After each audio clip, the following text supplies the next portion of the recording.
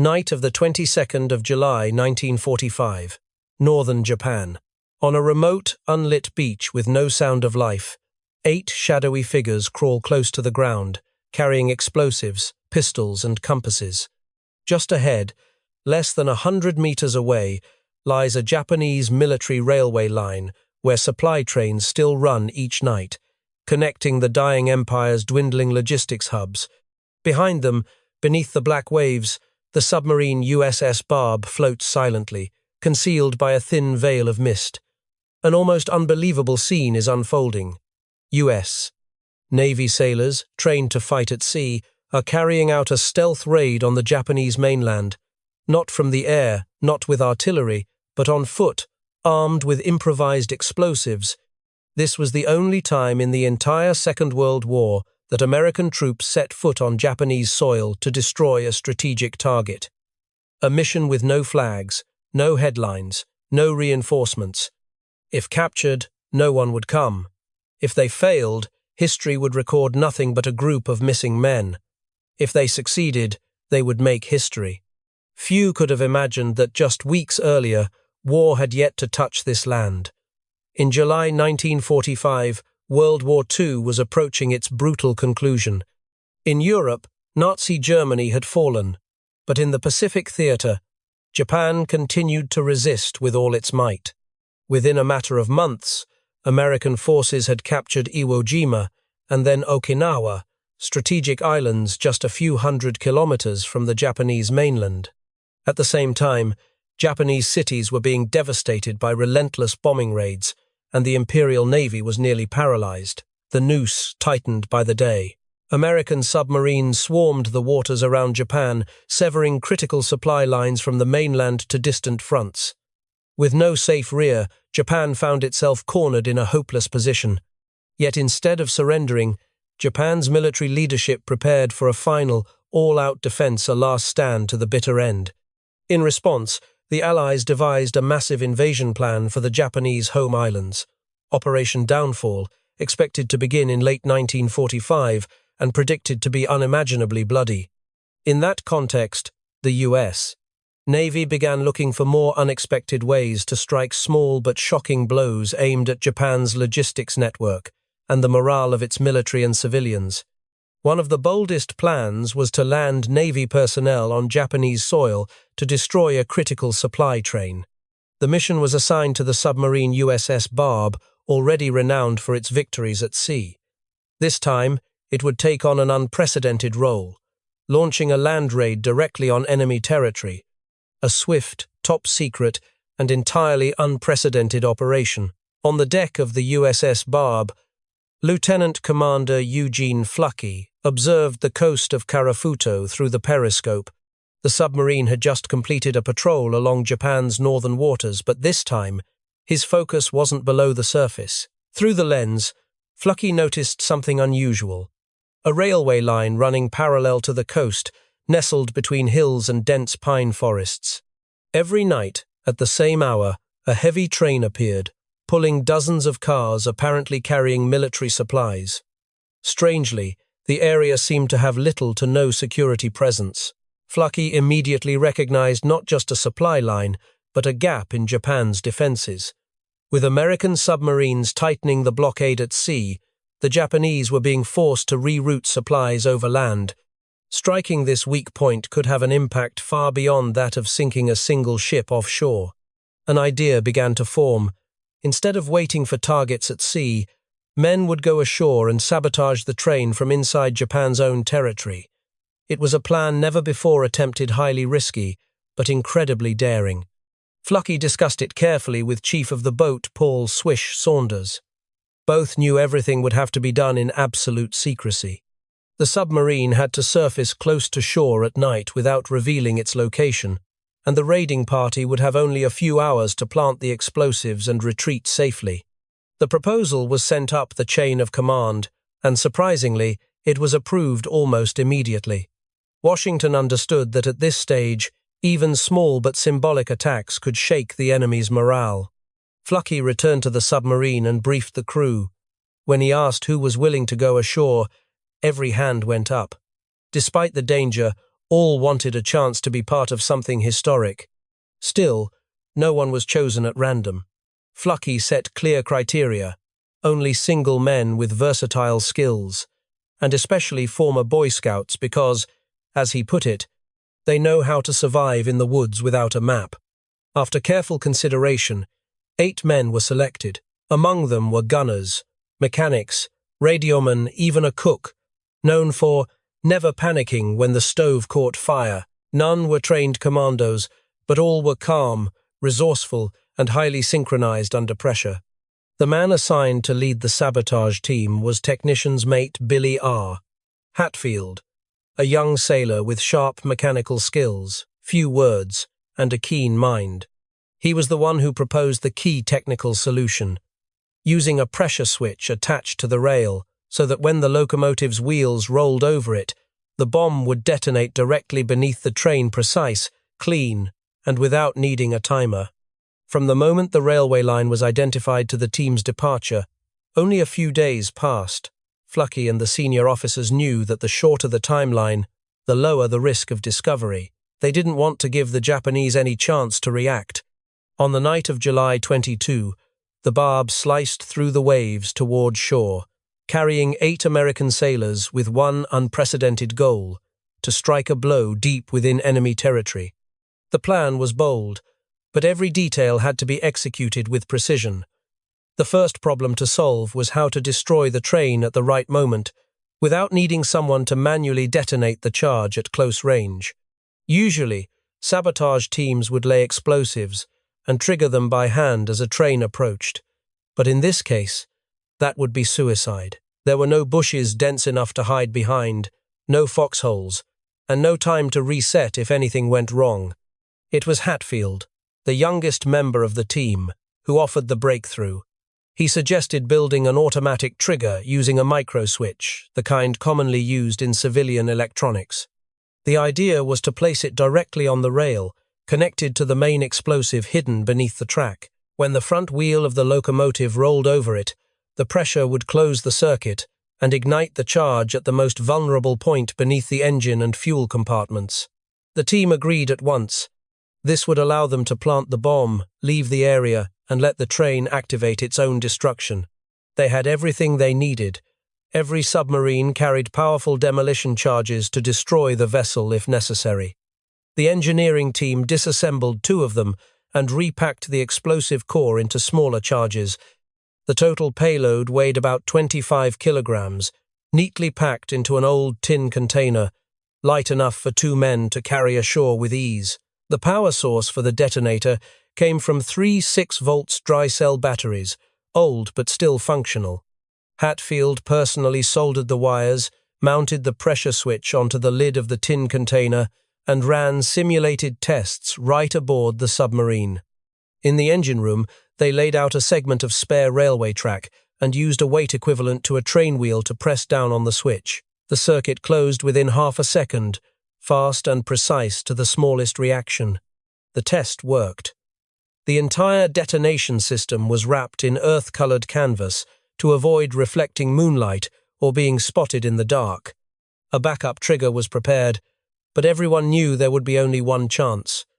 Everything had to be in the right place, facing the right direction, with no room for error. Only 2 days passed between finishing the bomb and deciding to launch the operation. Barb continued to patrol the Sea of Okhotsk, constantly scouting the shoreline of Karafuto. They recorded train schedules, directions, and average car counts. After several nights of observing through the periscope, Flucky confirmed the pattern. A train departed regularly around 1:15 a.m., heading south through a segment of track near a small, unnamed coastal station.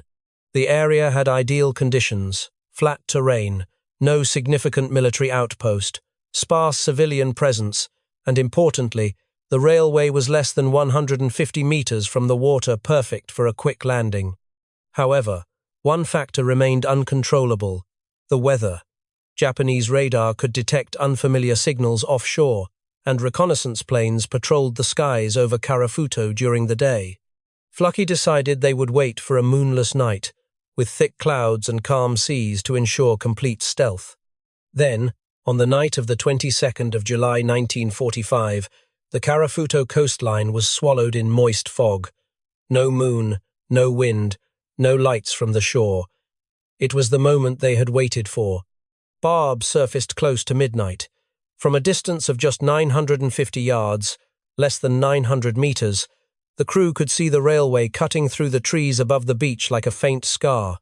If it had been daylight, Japanese guards at the station could have seen the submarine with the naked eye, but the ocean now cloaked them in absolute darkness. On deck, the 8 selected crew members stood ready, wearing thick canvas gear and carrying pistols, knives, compasses, and 2 small, inflatable rubber boats.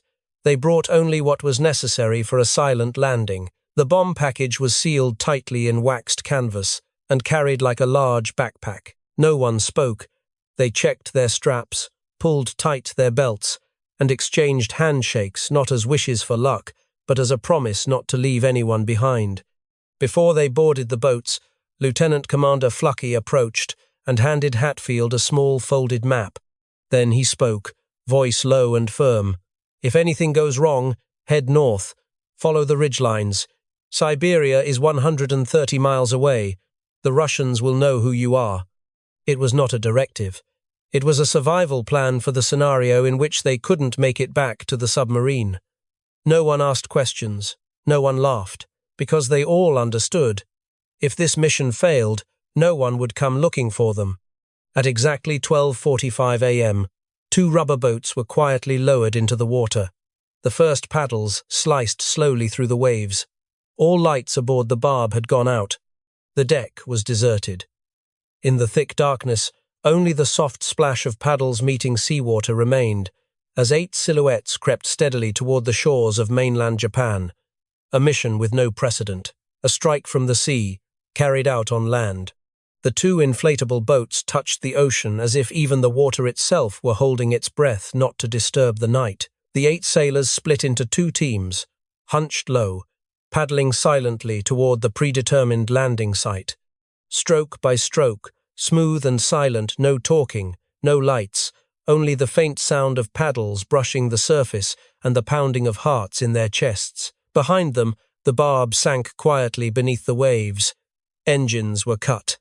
Only a single snorkel remained above the surface, the sole sign that the submarine was still there, watching from below, ready to retrieve them if they lived to return. Around 1 a.m., the boats reached shore. Without a word, the men leapt into the shallows, feet sinking into cold sand. They hauled the boats up past the tree line, concealed them under brush and seaweed, and turned toward the land ahead. This was Japanese soil. Behind them, the frigid sea. Every step they took from now on would be on enemy ground. No more drills, no more rehearsals. This was real. No one expected the landing site to be directly behind a civilian house. In the darkness, just as they finished hiding the boats, a sharp snuffling sound broke the silence. A dog in the yard had picked up a strange scent. The entire group froze, motionless. They didn't breathe. But luck was with them. No lights came on, no doors opened, no shouting erupted. The house remained still and silent. Perhaps the people inside never imagined that American soldiers were now standing in their backyard. Without delay, the raiding party split according to plan. 2 stayed behind to guard the boats, in case anyone or anything tampered with their only way back. The remaining 6, led by Hatfield, carried the explosives, pistols, batteries, and wire, and began moving inland. They moved slowly through the darkness, staying close to the tree line, careful not to rustle the dry grass or make a sound. Just a few hundred meters in, a narrow ditch cut across their path. The water was shallow, but the banks were slick and silent. One by one, they waded through, carefully passing the nearly 30-kilogram explosives crate hand to hand. Then they crawled across a dirt path that ran parallel to the railway. Fresh tire tracks marked the ground, possibly from a patrol vehicle that had passed not long before. Just as they cleared the road, a faint beam of light swept across the sky, a flare, distant but enough to force them flat onto the damp earth. Hands clenched weapons. The light passed, then darkness returned. No alarms. No movement. After a few tense seconds, they resumed the advance, this time lower to the ground and even slower. As they neared the railway, a tall wooden shape loomed through the darker water tower, nearly 10 meters high, with a small watchpost beneath it. All 6 men instantly dropped flat. A dim yellow glow flickered from the hut's doorway. Someone was inside. Through a narrow gap, they saw a Japanese sentry leaning against the tank, cigarette glowing between his lips. Eyes closed, arms slack, dozing. No words were spoken. One by one, they slithered past, mere meters beneath the sentry's perch, each movement deliberate, gliding across the earth. No stumbles, no slips. Not a single clink of metal. They passed silently, leaving behind a sleeping enemy lost in a half-burned cigarette. Just ahead was the target's stretch of rail, a straight segment, level ground, minimal gravel ideal for digging. Without needing orders, 3 men fanned out to guard the perimeter, 1 at each end of the track, and 1 facing the woods. The remaining 3 Hatfield and 2 technicians opened their packs and began setting up the device. No shovels. They dug with combat knives and bare hands. The soil was soft and damp, easy to work. Within minutes, they had carved out a shallow cavity between 2 rails. Hatfield gently lowered the explosive case in, aligning the wiring port in the right direction, then began connecting the pressure switch to the batteries and detonator. The trigger was secured firmly to the top of the rail, right at the point where the train's leading wheel would strike first. Once everything was wired, they covered the device with a thin layer of soil, camouflaging the wires and smoothing the surface. Hatfield gathered dry grass in his palms and gently spread it over the exposed lid. All eyes scanned the setup for a final check. Every wire, every contact point, every corner of the hiding spot was inspected 3 times. Not a word was spoken, no room for error. Then, just as they thought they were nearly done, Hatfield suddenly froze. The ground beneath his palm began to tremble. It wasn't the wind, it was a metallic vibration coming from the rail. Without looking up, the entire team understood what that meant. A train was coming, and sooner than expected. Without saying a word, Hatfield gave a sharp signal. "Hide," his hand slicing toward the forest. The team immediately abandoned the mine site, each man rolling toward the nearest bush or shallow ditch. Less than 10 seconds later, the locomotive's headlight cut through the darkness, illuminating a stretch of rail ahead. The train roared past, dragging dozens of freight cars. Metal screamed along the rails like a beast in its death throes. Wind whipped up sand and leaves into their faces. They pressed themselves flat against the earth, holding their breath. The train passed in under a minute, but it felt like the longest minute of the night. Hatfield's eyes never left the mine, no explosion. The pressure switch hadn't been triggered. Maybe they had arrived just in time, and the first train hadn't yet rolled over the device. When the last wheel's clatter faded into the night, the team waited a little longer before returning to the site. Hatfield checked the wires, resecured the connections, tightened everything. The explosive remained intact. The switch was still armed. Nothing had malfunctioned, and they knew the next train wouldn't be as lucky. Silently, he brushed another thin layer of soil over the mine, scattered dry grass, then signaled, "Done." No one clapped. No one whispered congratulations. They simply pulled back, retracing their route, sliding away from the tracks, slipping through brush, crossing the dirt path, wading through the shallow ditch, and heading for the beach. Behind them, in the night forests of Karafuto, 25 kilograms of explosives waited, and the wheels of another train, carrying tons of war supplies, were drawing near. The clock aboard Barb read 1:45 a.m. From deep inland, a long train whistle echoed, shattering the quiet along the Karafuto coast. The rail line was clearly busier than usual tonight. Without hesitation, the 6 men began their retreat. They crawled over the dirt road, waded through the ditch, slipped through the trees, and once again passed beneath the water tower where the Japanese guard remained unmoving, still dozing as if nothing unusual had happened beneath his feet. Reaching the beach, they spotted their two teammates still guarding the rafts. Both rubber boats were intact.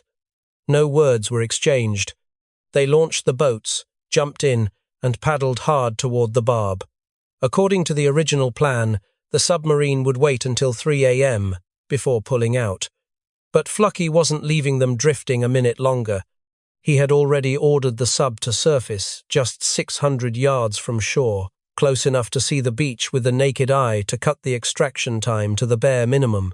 Thanks to that, just a few minutes after they began paddling, the last of the men reached the submarine's hull. As they were still climbing aboard, sweat not yet dry, a deafening explosion suddenly tore through the air behind them at exactly 1:47 a.m. The ground of Karafuto shook, and the sky was ripped apart by the pressure of the blast. A towering column of fire shot straight up, blazing red like a sunrise erupting in the middle of the night, followed by a thunderous echo rolling across the sea. From the deck of the USS Barb, the sight left everyone stunned. The section of railway they had just left was now consumed by fire. Red-hot chunks of metal from the locomotive's boiler blasted upward like reverse fireworks. One railcar was hurled off the track, somersaulted in the air, and crashed into pieces. Even the men who had planted the explosives were shocked. For a brief moment, the entire blast zone lit up as if it were broad daylight. Someone on deck shouted, "We hit it!" Cheers erupted amid the crashing waves, wide eyes fixed on the burning shoreline, the very place where they'd stood only minutes earlier. The entire 16-car train was completely destroyed, a seemingly impossible victory achieved by just 8 men, 2 inflatable boats, and a single crate of explosives. The raiding team were no longer just survivors. They were now the first and only people to have sunk a train on Japanese soil. Wasting no time, Flucky immediately ordered an emergency dive. The Barb slipped beneath the waves just 5 minutes after the explosion, retreating before Japanese forces could react. Through the periscope, he could still see flames blazing inland, a fire that didn't just consume a train, but served as an omen of what awaited the Japanese Empire. All 8 raiders returned completely unharmed, undiscovered, and without a single shot fired. When the Barb reached deeper waters, Flucky surfaced briefly. He called the entire off-duty crew to the deck to witness a rare moment. A crimson glow from Japan still streaked across the horizon. Binoculars were passed from hand to hand, not for reconnaissance, but to marvel at their own achievement, a feat never before seen in the history of the U.S. Navy. In the darkness of the open ocean, the Barb was filled with excitement, awe, and a quiet, profound pride. They knew they had just accomplished something extraordinary for the first and only time in all of World War II. American troops had fought and triumphed on Japanese home soil. At first glance, the Karafuto railway attack seemed like a small special operations mission, but its true impact far outweighed the number of destroyed railcars. Militarily, it was a stunning blow to one of the last crucial supply lines Japan still held in the Sakhalin area used to transport coal, oil, and war materiel back to the home islands. Heavily guarded military freight trains, the Kaibokan type, suddenly became vulnerable to a commando team launched from a submarine. The train destroyed on the night of July 23 reportedly had 16 cars filled with weapons, ammunition, and fuel, a significant loss both materially and psychologically. While Japan never officially disclosed the extent of the damage, it's not hard to imagine the blast's magnitude when the fireball could be seen from miles away. But the psychological impact was even deeper. At that time, the Japanese homeland had not yet been invaded on a large scale, yet in the darkness, a group of American soldiers had silently approached, planted explosives, and reduced a military train to ashes. It wasn't just a raid, it was a warning. The enemy was at the doorstep, and nowhere was truly safe. News of the explosion spread within the Japanese military like a shockwave. Though the authorities tried to conceal it, rear defense units realized that American presence was no longer confined to the seas or skies. On the American side, the USS Barb's fate was initially kept secret for security reasons. But once conditions allowed, the story quickly became legendary throughout the fleet. On the 2nd of August 1945, the Barb returned safely to base, concluding its 12th and final patrol with an incredible victory. Just days later, 2 atomic bombs were dropped on Hiroshima and Nagasaki. On August 15, Japan surrendered unconditionally. For the Barb's crew, hearing that the war had ended brought a wave of overwhelming emotion. Just days earlier, they had been prepared to sacrifice their lives on a suicide mission. And now, it was all over. At the commendation ceremony upon their return, the Barb's sailors raised the ship's battle flag, a symbol with a unique addition. Alongside the dozens of emblems representing Japanese warships and merchant vessels sunk, a new icon appeared for the first time, a white locomotive commemorating the only instance in U.S. Navy history of destroying a train on enemy soil.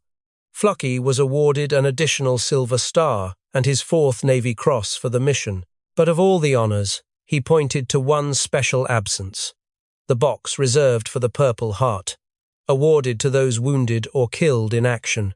"That's the decoration I value most," he said, "because no one under my command ever had to receive it." Indeed, the Barb completed its entire wartime service without a single casualty, no injuries, no deaths, not one sailor lost. The Karafuto raid will never be recorded in history as a decisive strategic turning point, but it stands as a symbol, a blow to the last pride of the Japanese Empire, to the illusion that the homeland remained beyond the enemy's reach. It is also the final testament to the creativity, daring, and relentless spirit of the U.S. military in the final stage of the war. A submarine, a vessel designed for undersea warfare, had landed men ashore, destroyed a target on land, and withdrawn back into the ocean without leaving a trace. A bold, flawless, and utterly unique operation. And so, in the closing hours of World War II, the United States Navy, born to command the seas, proved that, when necessary, it could also plant the flag of victory on the enemy's own soil. The story of the USS Barb and that doomed train is not just strange, it is singular. The only time American troops set foot on Japanese soil in an offensive role. The only time a submarine, built for silent battles beneath the waves, was honored for destroying a land-based target. And perhaps the only time in military history that a locomotive became a symbol of victory on a U.S. Navy battle flag. Flucky and his men didn't just destroy a train. They shattered the traditional limits of tactical thinking, proving that there is no such thing as impossible in the face of an enemy. From the depths of the sea, they quietly surfaced, slipped into enemy territory, planted explosives deep in hostile ground, and vanished into the night as if they had never existed. That is the art of modern warfare, striking at weaknesses, at psychology, and at the belief that at least this place is still safe. Today, if you visit a naval museum in the United States, among the many symbols representing sunken warships, you may come across a curious image: a small white locomotive lying silently on the battle flag of the USS Barb, modest, but filled with pride. It doesn't represent a great victory, but it tells a great story, that with the right will at the right moment, and the right people in the right place, history can change course overnight. The Karafuto raid didn't decide the outcome of the war, but it was a death knell, echoing from the edges of the empire, sounding before even the atomic bombs fell. On that July night, the explosion that tore through the railway didn't just shatter steel, it shattered the final illusion that the homeland was still inviolable. And that is what gives this story its enduring power.